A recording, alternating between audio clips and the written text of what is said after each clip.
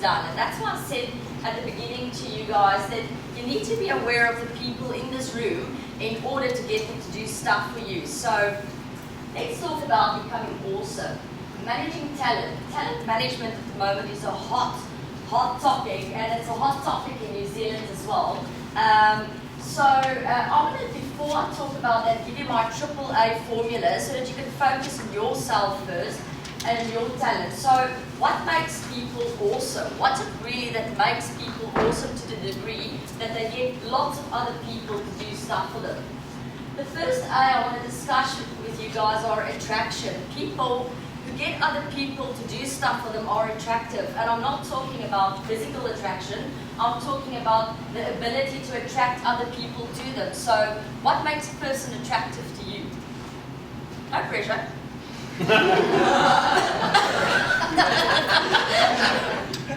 What makes a person attractive? Where you go, oh, I want to be part of that person's life. Energy. Energy, yeah. What else? Attitude. What else? Hey? Vision. Oh, beautiful. Yeah. What else? Confidence. Yeah. Yep. How much you can sense if the person is really speaking from their own conviction, not just talking, but they're really... Oh, like authenticity. Yeah. What? Passion. Yeah. What else? Integrity. Integrity. Oh, that's an interesting one. Yeah. What else? That's number one. Oh, it's number one. How about money? Hey? How about money? Money makes a person attractive to you? Well, Where's that cougar bar you spoke about? So money makes a person attractive to you, yeah? No. So whether you will be attracted to work for that person. Oh, they'll be able to pay you, yeah. This one, yeah, what else? Likeability, yeah. Anyway, pleased to meet you, Steph. Yeah. Belief in what they do. Belief in what they do, yeah. What else? Body language. Yeah, body language. Body language, yeah. So, my question to you would be, how attractive are you in terms of attracting other people to you in your life, in terms of attracting people to you that are willing to do stuff for you, willing to attract people to you that want to be with you and be around you? When last did you really ask yourself, how attractive am I when I get home in the evening after a hard day of work? How attractive am I in the mornings when I get up? How do I get up? How do I go home? Am I really an attractive person? Have you asked yourself when people look at you if they want to be part of you or whether they are repulsed by you? That's reality, you know. We just do and we just speak and we go ahead. We never really think how attractive we are to other people. Have you seen those people who just freaking attract clients in their life? Clients just come into their life. They really don't even have to do marketing. They don't have to do a lot of things. Friends just come into their life. Options come into their life. Opportunities come into their life. It's probably because they make themselves very attractive. All I'm trying to do today is raise your awareness, and I'm asking you, how attractive are you, and how many people that's awesome do you attract in your life because of the way you act? Attitude. You need to own it. My father has taught me a big thing about attitude. He said to me, Landi, people's going to make up a perception about you, and they're going to base it on three things. One, they're going to base the perception on looking at you. So just by looking at a person, you make up a perception of that person. Now, that's something that we do not necessarily like. We don't like the fact that people's going to judge us, but they're going to judge us. They're going to have a look at you, and look at the way you're dressed, and look at how you left your house this morning, and they're going to make up a perception of you, whether you like that or not. So you're going to get judged by that. So the second thing they're going to do, they're going to listen to what you have to say. So from things that comes out of your mouth, they're going to make up their second judgment of you, whether you like it or not, and whether their judgment of you is true or not is irrelevant. They're going to make the judgment. And the third thing is they're going to look at the things you do. So based on the things that you say, based on how you look, and based on the things that you do, people's going to make up a perception of you. They're going to make up that perception, and they're going to make up that perception whether it's right or wrong. How scary is that? That's scary. They're going to make up that perception. So that means if you really want to create attraction, and if you really want to get people to do stuff for you, you need to have a very good attitude. You need to have a very good attitude, because based on that attitude of yours, people's going to go and make up their perception. They're going to judge you. So that's the second one. That's the second A of the AAA formula I wanted to give you guys. The third one is activity. I love this one. This one is an interesting one. People go and they go, oh, things are not happening for me. People are not doing things for me. Nothing is happening in my business. Blah, blah, blah, blah. And then if you go look at it, they literally live on their couches. And with living on their couches, I mean they're not doing anything. There's no activity. Where there's no activity, there will be no attraction. So if there's nothing posted on your Facebook, there's nothing really happening in your 24 hours, there's no actions from your side, there will never be any reactions. Now, it sounds like a simple formula, but that's the way it works. So the more you're out there doing stuff, the more you're forming part of stuff, the more you're forming part of the community, the more you're interested in your friend's life, the more you're out there asking questions, the more you're interested in your client's life, the more you are actually getting information from people, researching and developing, doing whatever you do, the more you're going to get people to actually do stuff for you, because again, you're going to create attraction. Yeah, makes sense? Okay, so here's the deal. Talent management. What is talent management about? Talent management is about going to the people around your table and going to the other people that's not at your table during lunchtime or whatever, and finding out what is it that they can do. And more importantly, finding out what talents they have, you know? People are so interested in you just asking them about the things they can do that they'll actually go and prove to you by doing it for you. It's awesome in South Africa. I have all sorts of people there doing stuff for me. One thing I'm very, very good with is going to a table like this and go, okay, you need to do this for me, you need to do that for me, you need to do that, you need to do that. And people do that because people want to be useful and people want to be valued. So how do you spot talent? First and foremost, you really need to know what it is that you want. So let's use it in the context of your business. You need to know what type of stuff does your business need and what type of talent does your business need before you can actually attract it.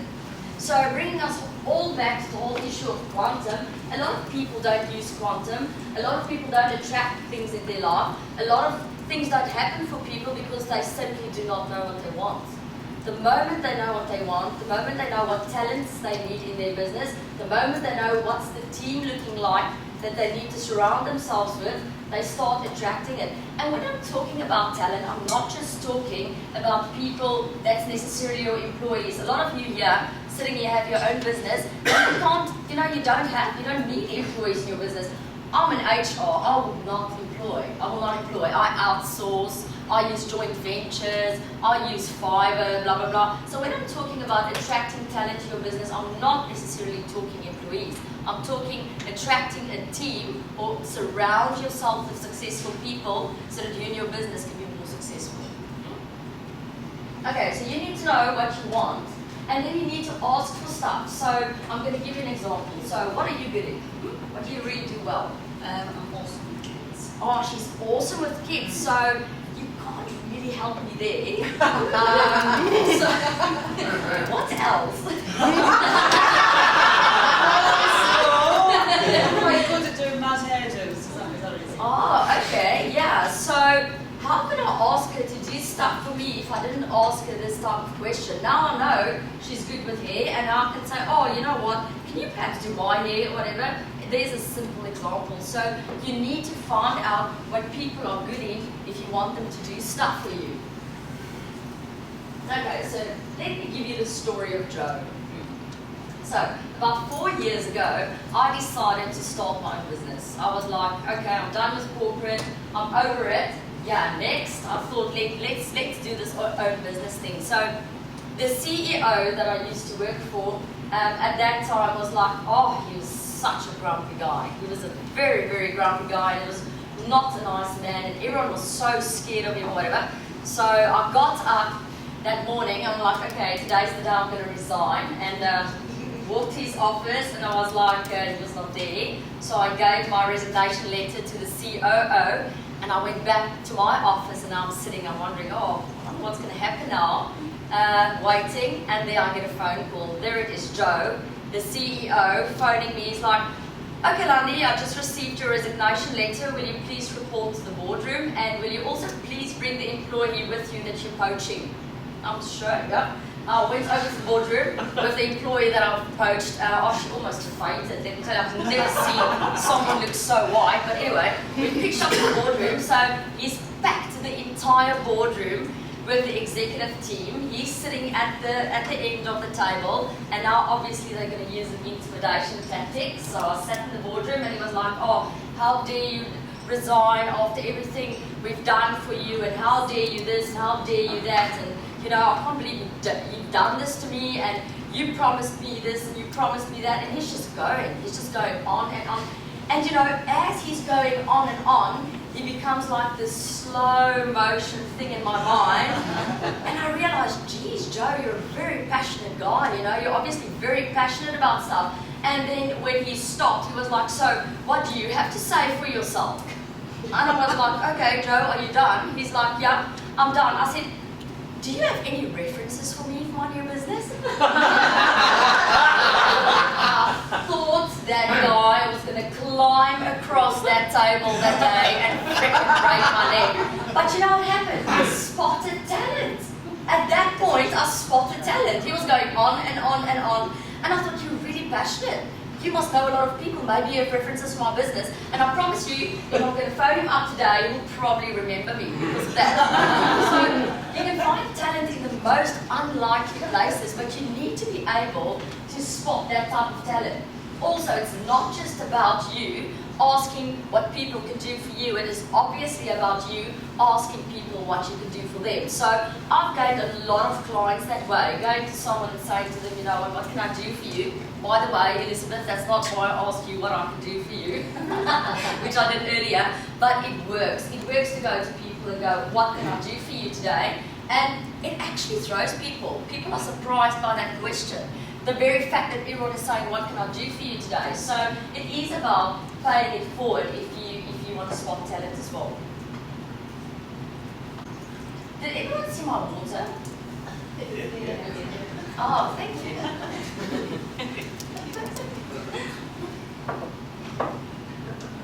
Okay, talent management is not only about spotting talent and people who can do stuff here, it's about keeping it as well, or not keeping it. It's something that Mike mentioned earlier, and I'll explain a little bit later. Oops. Yeah, let's just press play.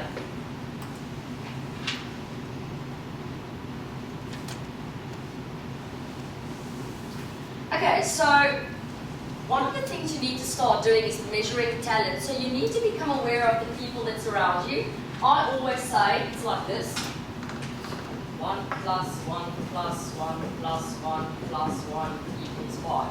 So at the end of the day, you are going to be the person that becomes the sort of sum total, or the 5 people you surround yourself with most of the time. So if you're going to be surrounding yourself with 5 losers most of the time, guess what you're going to become? You're going to eventually end up being a loser. So if you're going to surround yourself with 5 winners, you're going to become a winner. If you're going to surround yourself with 5 very funny people, you're most probably going to become a very funny person. If you're going to surround yourself with negative people, 5 negative people, you're going to become a negative person. And this really, for me, is the essence of talent management. You need to go measure who's the 5 people I surround myself mostly with, and then decide which one of these do you want to keep and which ones of them don't you want to keep. That's what I put there. Clients are talent too. I've had a few opportunities in my life to actually let very good clients go. So other people would have seen them as good clients. I didn't. So I had a few times in my life where I picked up my phone and go, you know,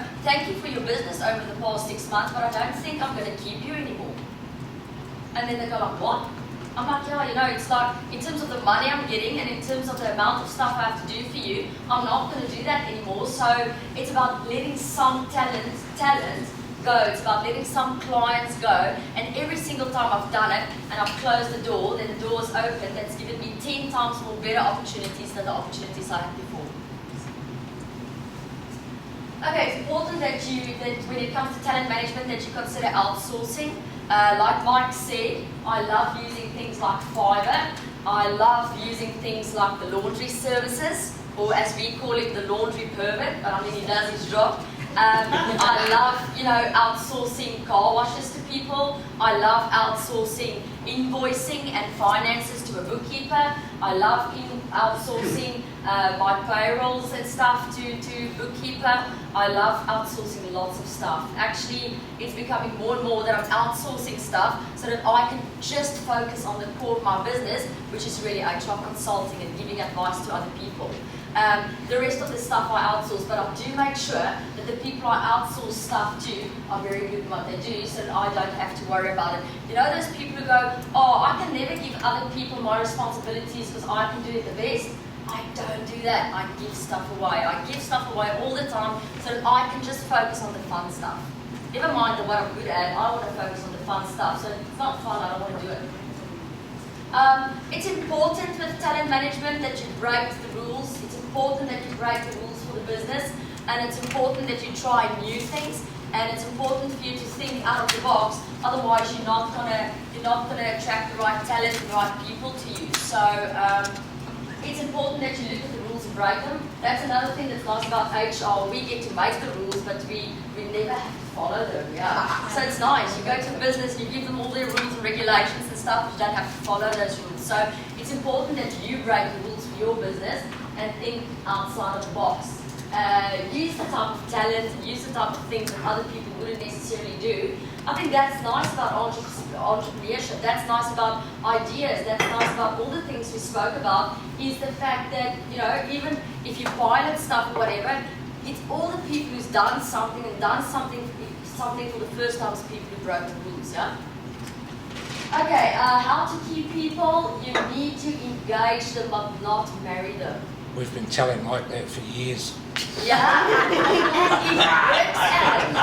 and it really works. You need to engage and not marry. So that means you need to be involved in people's lives. You need to make sure they know you're committed to them. They need to know all those things. But the moment you marry, you own. So the moment you marry, you take on that responsibility on your own. You don't do it if you want to keep talent around you. If you want to keep surrounding yourself with talent, do not own, engage. And I think that's why a lot of people in the whole situation of employment feel the way they feel, because they've married that situation, they're not engaged. And that for me is the big difference between forming a joint venture with you, meaning there's an engagement taking place here, and me marrying you, which means there's ownership, issues of ownerships, yeah. And I'm using that it's like an analogy that I'm using. So engage people, be involved in their lives, know about them, know what turns them on, know what they like to do, blah, blah, blah, but don't own them. There's a huge difference. And so then at clients, I tell them too, as I told you, it's important that you do not only keep talent, but that you also let talent go that's not good for you. Yeah. So it's important for you to look at who you have in your life, who's these 5 people, who do you need to keep in order to make you awesome, and who do you need to let go in order to make you awesome. Any questions? Whoops. Any questions about talent management? Any questions about getting people to do stuff for you? Yes. Mr. Hancock. Miss Jack, are you up for sharing your dentist story? Because I think it's pretty inspiring. Okay, yeah.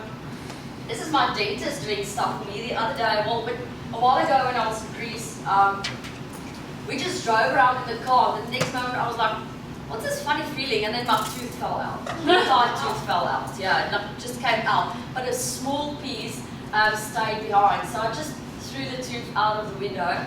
And then went back to South Africa, and then my mom said to me that I need to, sort of get it fixed or whatever, because she thinks I'm going to get a germ and she feels it's very close to my brain, and then I'm going to die and stuff. So I thought, okay, let me go to the dentist and see, Now, I do not want to do a crown. It's extremely expensive to get a crown done, and also it's not a nice thing for them to go all the way up there. So I thought, no, crown is not an option. And then the other option would have been, I think, an implant, because there's basically nothing left of the tooth, so that would also not be an option.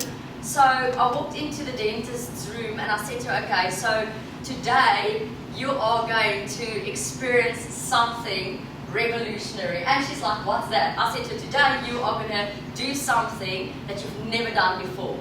And she's, yeah? I said, yeah, you're going to break all the codes of dentistry today and you're going to build a new tooth for me by using filling. She's, what? I said, yeah. I said to her assistant, that's what's going to happen today. Today we're going to view alternative dentistry, you know? And she was like, what are you saying? I've never done that before. And I said, well, today you're going to do that. Today you're going to do alternative dentistry. And she's done it, yeah. She sat there and she's built me a tooth. Okay, well, on my way it fell out again. But, I mean, that's what the point is. The point was actually willing to think out of the box. And we laughed, let me tell you, we laughed so much during that session with her going, I don't know what I'm doing. And I'm just like, just do it, you know. Build this tooth with filling, and she's done it. So I'm going to go back there again and said, well, you know, at the beginning of this new process, so you'll have to do it again. But she actually came up with something quite interesting, and this is how new ideas are born. New ideas are born by challenging talented people in your life to think outside of the box. Outside of the teeth. Outside of the tooth, yeah. Dave, you had a question? So when we're looking for staff, people Yeah. to work in our business, what are your thoughts on outsourcing the recruitment of staff and the recruiters that are around? Well, you can earn a commission for this. Where's the recruiters? Because it's going to all depend if I'm going to talk for them or against them. I'm very big on outsourcing. Yep. I do think recruitment fees is exorbitant sometimes. So I would still use that, but I would challenge the fee. So it's really... What's a fair fee? Hey? What do you think a fair fee should be as a percentage of someone's income? It's normally a percentage of annual income. It can be anything between 10% to 30% of annual income. I've approached a lot of recruiters these days and said, you know, I don't want to pay you a percentage of annual income. I'll pay you a lump sum for you to get me a person. Will you do it for me? Most of them say, yeah, no problem. Because they want the money. They want the money, you know. So I had the most interesting concept the other day. I was looking for a photo shoot, and I had sort of a budget in my mind, and I was phoning all of these photographers, and all of them said to me, you know, this is their fixed fee, this is this fixed fee. And one of the photographers came back to me, the only one, and said, how much do you have? And I said, oh, this amount. And said, I'll do it for you for that amount. Yes, you've got the money. So outsourcing, definitely yes. Percent of annual income, challenge that, yeah. Why do they charge such huge fees? Because skills are scarce and they know it. So, you know, so you'll see, and you'll most probably confirm that the more scarcer the skill, the higher the fee, yeah. And also, you know, it's a very lucrative market. People do not know where to find talent. They don't know how to attract talent, so they'll pay for that. Because it's an absolute specialist skill, Yeah. I say. Yeah. And I agree, I think the fees are high. Yeah, fees are very high. Also, your recruiters sit with software that no one else does, you know, so it gives them the opportunity to charge that type of fees, yeah. But I mean, do make use of the recruiter in the room. Happy to share. I'm sure she can give you a good deal, yeah? Or what good people? Eh? Or what especially good people? The people's the most important thing. Yeah. The money is important. Brenda, what's your speciality? Career coach. What's your My speciality in speciality recruiting? is architecture, property and engineering. Hello? shit. What are you looking for? Yep. Didn't you know that? I should probably wrap up. Any more And questions? I know the market very well. See? I know where they're sitting. Miss And Jack? that's what you pay You're for. really wrong. Miss, I have a question. Yes, Doug. Actually, I've got a question for the group. Raise your hand if you're a solopreneur. A solopreneur. That means an entrepreneur just by yourself right now. Right. Okay? So, to the people in the room, what would be 3 tips to go from solopreneur to be an entrepreneur where you actually have staff? What do you really think they need to know when they start taking on staff? Woo! Okay, well, the first thing you need to know is that the moment you appoint the first person, you got legal obligations. And usually the first legal obligation you will have will be from an occupational health and safety point of view. So you'll most probably need some sort of coverage for that, for some sort of injury on duty and that type of thing. So the first thing to take into account when you appoint people is the legal obligations around that. You'll most probably need contracts of employment, and you'll most probably need all sorts of stuff like that. The second thing that we pick up on is that people tend to employ before they understand their own processes. So that causes them to spend copious amounts of time rectifying mistakes, trying to explain to the person again how to do something, blah, blah, blah. So before you employ, already start thinking, how are you going to transfer your skill to the person? So a lot of people just say to me, Landi, I don't have time to write training manuals, I don't have time, for all that type of stuff. So the other day I said to a lady, listen, go and record your stuff and save the recordings on the computer and get the person trained during the first week that way. So that is also something you can do whenever you're in traffic. You record your own voice and you go like, this is the step 1 to 10 of doing this, blah, blah, blah. And when you go into the office, you hand them the recorder and say, there's your training. So make sure that you ask yourself that type of question, how am I going to transfer the skill to the person that I've employed? Make sure that they know the stuff, yeah. And then obviously, I'm always surprised by how people do not equip new employees with things like computers and desks and all that type of stuff. So ask yourself also prior to employment, do you really need to have an employee where you supply them with stuff? Or do you actually want to change the status and rather use something like a third-party contractor or an independent contractor, whatever, where you do not have a legal obligation to supply them with stuff? So those would be my 3 tips. Thank you very much. Can we thank Landi very much?